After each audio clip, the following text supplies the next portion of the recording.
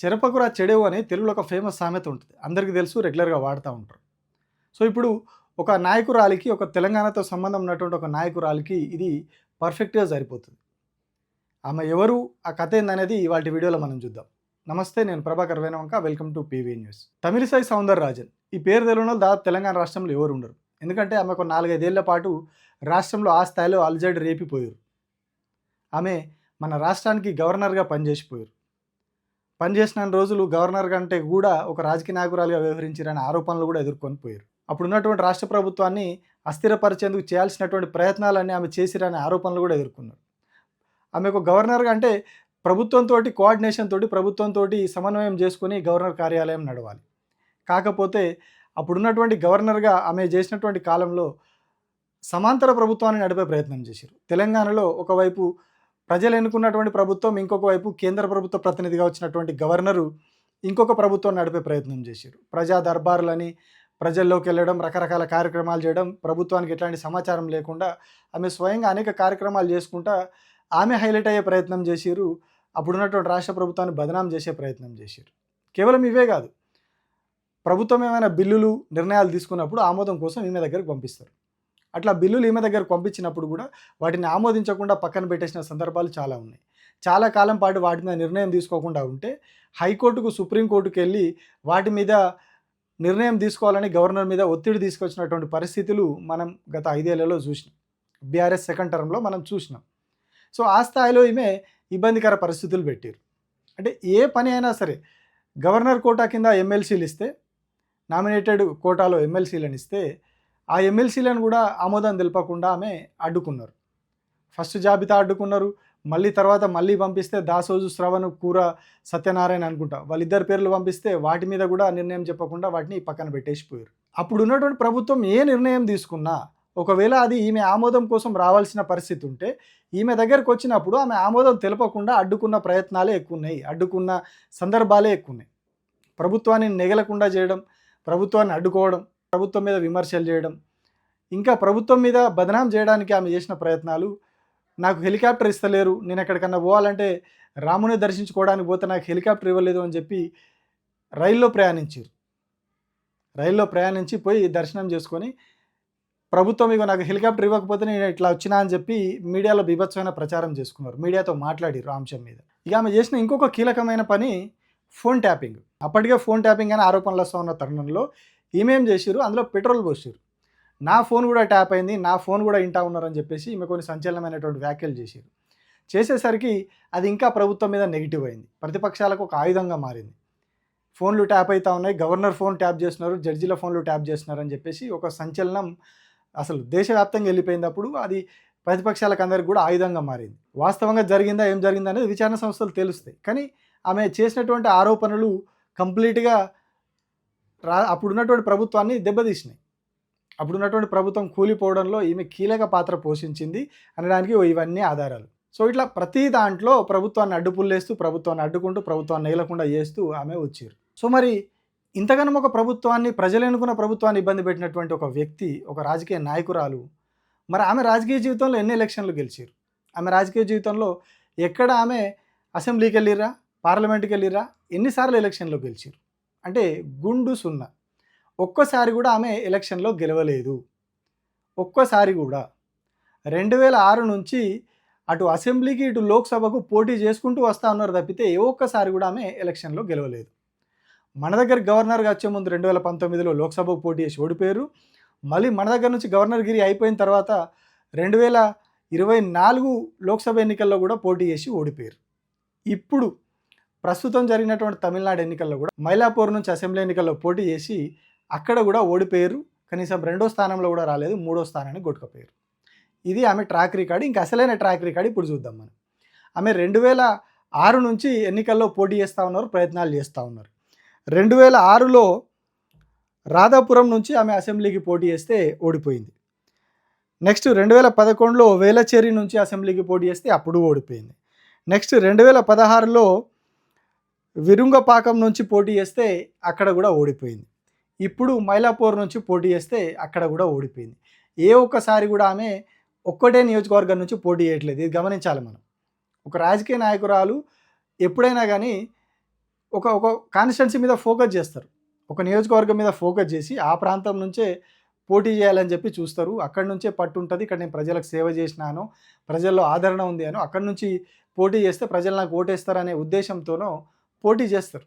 కానీ ఈమె ఒక్కసారి కూడా రిపీటెడ్ కాన్స్టిట్యున్సీ నుంచి పోటీ చేయలేదు. ప్రతిసారి కొత్త కాన్స్టిట్యున్సీ 4 సార్లు అసెంబ్లీకి పోటీ చేస్తే 2006 నుంచి 2026 దాకా 4 సార్లు 4 భిన్నమైన నియోజకవర్గాల నుంచి పోటీ చేసిర్రు. 4 సార్లు 4 భిన్నమైన నియోజకవర్గాలు. ఇక లోక్సభకొద్దాం. లోక్సభలో 2009లో మొదటిసారి చెన్నై నార్త్ నుంచి పోటీ చేసిర్రు. ఓడిపోయింది. నెక్స్ట్ 2019లో అంటే ఇక్కడ మన దగ్గరికి గవర్నర్గా వచ్చే ముందు తూత్తుకుడి నుంచి పోటీ చేసింది, సేమ్ బీజేపీ నుంచి ఓడిపోయింది. 2024 ఎప్పుడైతే మన దగ్గర గవర్నర్ పదవి అయిపోయిందో, రిటర్న్ వెళ్ళిపోయిందో, అప్పుడు చెన్నై సౌత్ నుంచి పోటీ చేస్తే అక్కడ కూడా ఓడిపోయింది. సో సేమ్ అసెంబ్లీలో అవగానే ఇక్కడ కూడా ఏ ఒక్క సేమ్ నియోజకవర్గం నుంచి లేదు. 3 సార్లు పోటీ చేస్తే 3 సార్లు డిఫరెంట్ లోక్సభ కాన్స్టిట్యున్సీల నుంచి ఆమె పోటీ చేస్తూ ఉన్నది. అసెంబ్లీలో అంతే, లోక్సభలో అంతే. సరే, అసెంబ్లీలో అంటే లోక్సభ పరిధిలో పట్టుంది కావచ్చు, ఆ లోక్సభ పరిధిలో ఉన్నటువంటి అసెంబ్లీ నియోజకవర్గాల్లో ఆమె పోటీ చేస్తున్నారు. సో దాని కింద ఉన్న నియోజకవర్గాలు అయితే ఆమెకు పట్టుంటుంది కాబట్టి ఒక్కోసారి ఒక్కో నియోజకవర్గానికి పోతున్నారు అనుకోవచ్చు. కానీ అక్కడ లోక్సభ నియోజకవర్గాల్లో కూడా 3 సార్లు 3 భిన్నమైన నియోజకవర్గాల నుంచి పోటీ చేస్తే అక్కడ కూడా గుండు సున్నా, గెలిచింది లేదు, ఏం లేదు. సో ఇది Tamilisai Soundararajan political track record. ఏ రోజు ఒక ఎన్నికల్లో గెలవని ఒక నాయకురాలు, ఏ రోజు చట్టసభలకు వెళ్ళని ఒక నాయకురాలు గవర్నర్గా తెలంగాణకు వచ్చి తెలంగాణను ఎంత ఆగం పట్టించిందో మనం చూసినాం. తెలంగాణ ఒక కొత్త రాష్ట్రం. అప్పటికి తెలంగాణ రాష్ట్రం ఏర్పడి 5 ఏళ్ళు అవుతున్నది. కేవలం తెలంగాణ ఏర్పడిన 5 ఏళ్ళకి ఈమె వచ్చి అక్కడ ఉన్నటువంటి ప్రభుత్వాన్ని అస్థిరపరిచేందుకు చేయాల్సినటువంటి ప్రయత్నాలు అన్నీ చేసింది. ఎట్లా అడ్డుకోవాలి, ఎట్లా బదనాం చేయాలి ప్రభుత్వాన్ని, ఎట్లా కేంద్ర ప్రభుత్వం చెప్పినటువంటి పనులను ఇక్కడ ఇంప్లిమెంటేషన్ చేయాలి. కేంద్ర ప్రభుత్వం అంటే బీజేపీ చెప్పినటువంటి వాటిని ఇక్కడ ఇంప్లిమెంటేషన్ చేయాలి. దేనికోసం? ప్రభుత్వాన్ని దెబ్బతీయడానికి, ప్రభుత్వాన్ని అస్థిరపరచడానికి. సో ఇట్లా ఒక్కసారి కూడా చట్టసభలకు వెళ్ళాను ఆమె, ఒక్కసారి కూడా చట్టసభలకు వెళ్ళి ఒక్కసారి కూడా ప్రజల చేత ఎన్నుకోబడి చట్టసభలకు పోని ఒక వ్యక్తి ప్రజలతో ఎన్నుకున్నటువంటి ఒక ప్రభుత్వాన్ని కంప్లీట్గా కొలాప్స్ చేసి, one of the key reason BRS government ఓడిపోవడానికి, బీఆర్ఎస్ పార్టీ ఎన్నికల్లో ఓడిపోవడానికి ఈమె కూడా ఒక కారణం. వాళ్ళు ఒప్పుకున్నా ఒప్పుకోకపోయినా ఈమె కూడా one of the reason BRS party ఓడిపోవడానికి. ఎందుకంటే ఆ స్థాయిలో ఈమె అప్పుడు సెకండ్ టర్మ్లో బీఆర్ఎస్ని బదనాం చేసింది. అంటే ఈమె ఒక్కతే చేస్తుందా బదనాం అంటే? లేదు. ఇట్లా కేంద్ర ప్రభుత్వం ద్వారా వచ్చినటువంటి గవర్నర్లు అందరూ బీజేపీ ఏతర ప్రభుత్వాలు ఎక్కడెక్కడ ఉంటాయో అక్కడ ప్రతి చోట ప్రభుత్వాలను అస్థిరపరిచే కుట్రలు చేస్తారు. తమిళనాడులో చూసినాం మనం, కేరళలో చూసినాం, వెస్ట్ బెంగాల్లో చూసినాం. ఇట్లా బీజేపీయేతర రాష్ట్రాలన్నింటిలో ఎక్కడైతే బలంగా ఉన్నదో అక్కడి పార్టీ, ప్రాంతీయ పార్టీ, సో అక్కడ దెబ్బతీయాలి. మేజర్గా ప్రాంతీయ పార్టీలు ఉన్న చోట వాళ్ళని దెబ్బతీసి బీజేపీ అక్కడ అధికారంలోకి రావాలి, బీజేపీ ఎన్నికల్లో గెలవాలి. అక్కడ ఉన్నటువంటి ప్రాంతీయ పార్టీని మెల్లిమెల్లిగా నాశనం చేసేందుకు గవర్నర్ కార్యాలయాలను వాడుకుంటున్నారు అనేది అన్ని రాష్ట్రాల నుంచి వస్తున్నటువంటి ఆరోపణ. సో మన రాష్ట్రంలో కూడా అదే జరిగింది. అందులో ఈమె ఇంకా మహిళ కావడంతో ఆ ఇంపాక్ట్ ఎక్కువ పడింది. ఇంకా నేను మహిళను, నాకు హెలికాప్టర్ ఇస్తలేరు ఎక్కడికి పోవడానికి, నాకు సెక్యూరిటీ కల్పిస్తలేరు, ఇట్లాంటి చాలా రకాల ఆరోపణలు ఆమె చేసిరు అప్పుడు. సో ఇవన్నీ కూడా అప్పుడు ఉన్నటువంటి ప్రభుత్వం మీద ఇంపాక్ట్ అయినాయి, ప్రజల్లోకి వెళ్ళిపోయినాయి. ఎందుకంటే అప్పుడు ఉన్నటువంటి మీడియా కంప్లీట్గా ఇదే ప్రభుత్వం అప్పుడు ప్రతిపక్షంలో ఉండే, ఆ ప్రతిపక్షం చేతిలో ఉండే. సో అప్పుడు ఉన్నటువంటి ఆ మీడియా అంతా కూడా వీటన్నిటిని హైలైట్ చేసింది. ఆమె చిన్న మాట మాట్లాడినా దాన్ని బీభత్సంగా పబ్లిసిటీ చేసినాయి. సో అట్లా నెగిటివిటీ పెరిగింది. ఇప్పుడున్న గవర్నర్కి గత గవర్నర్కి చాలా డిఫరెన్స్ ఉంది. ఆమె 4-5 ఏళ్ళు మన దగ్గర ఉన్నప్పటికీ ప్రస్తుతం ఉన్న గవర్నర్కి చాలా డిఫరెన్స్ ఉంది. బీఆర్ఎస్ పార్టీ ప్రభుత్వం ఉన్నప్పుడు ఉన్న గవర్నర్కి, కాంగ్రెస్ పార్టీ ప్రభుత్వం వచ్చినాక ఉన్న గవర్నర్లకి చాలా డిఫరెన్స్ ఉంది. వాళ్ళు వ్యవహరిస్తున్న తీరు అనేది మనకు క్లియర్గా కనిపిస్తూ ఉన్నది. అప్పుడు ప్రతిదానికి అడ్డుకున్నారు, ఇప్పుడు ప్రతిదానికి ఆమోదం తెలుపుకుంటూ పోతూ ఉన్నారు. మరి అది తెర వెనుక ఏం జరుగుతుందో అది వేరే విషయం. 2 జాతీయ పార్టీలు, 2 బద్ధశత్రువులు అని చెప్పుకునే పార్టీల మధ్యలోనే మరి గవర్నర్లు అన్నిటికీ యాక్సెప్ట్ చేస్తున్నారు. కేరళలో యాక్సెప్ట్ చేయరు, తమిళనాడులో యాక్సెప్ట్ చేయరు, వెస్ట్ బెంగాల్లో యాక్సెప్ట్ చేయరు గవర్నర్లు, అన్నిటికీ అడ్డుకుంటారు. కానీ తెలంగాణలో మాత్రం అన్నిటికీ గ్రీన్ సిగ్నల్ వస్తూ ఉంటుంది. మరి అది ఏ రకమైన బంధమో ఏదో అది వేరే సబ్జెక్ట్. కానీ ఇట్లా గవర్నర్లు అక్కడ ఉన్నటువంటి పార్టీలను ఇబ్బంది పెడుతూ చేస్తూ పోతూ ఉంటారు. కానీ ఇక్కడ పొలిటికల్ లైఫ్కి వచ్చేసరికి ఆమె ఏ ఒక్కసారి కూడా గెలవలేకపోయింది. చివరికి ఇప్పుడు కూడా ఎన్నికల్లో ఓడిపోయింది. అందుకే చెప్తారు చెరపొకురా చెడేవు అంటారు. ఒకరిని చెరిస్తే అంటే ఒకరిని చెడు కోరుకుంటే, ఒకరిని నాశనం కోరుకుంటే అది మనకే రివర్స్లో వస్తుంది. ఒకరిని మంచి కోరుకుంటే అది మనకు మంచి రూపంలో రివర్స్ వస్తుంది, మనం చెడు కోరుకుంటే చెడు రూపంలో వస్తుంది. ఈమె మరి దానికి ముందు కూడా ఇట్లనే చెడు కోరుకున్నట్టున్నారు అందరిది, అందుకే ముందు నుంచి కూడా ఎలక్షన్లో గెలవనట్టున్నారు మేబీ. మరి అట్లే అనుకోవాలి ఇప్పుడు మనం. వరుసగా ఒక్క ఎలక్షన్లో కూడా గెలవకుండా అప్రతిహతంగా 7 ఎలక్షన్లలో 3 లోక్సభ 4 అసెంబ్లీ ఎన్నికల్లో ఓడిపోయారంటే ఇది మామూలు విషయం కాదు. ఒక గొప్ప రికార్డ్ అది.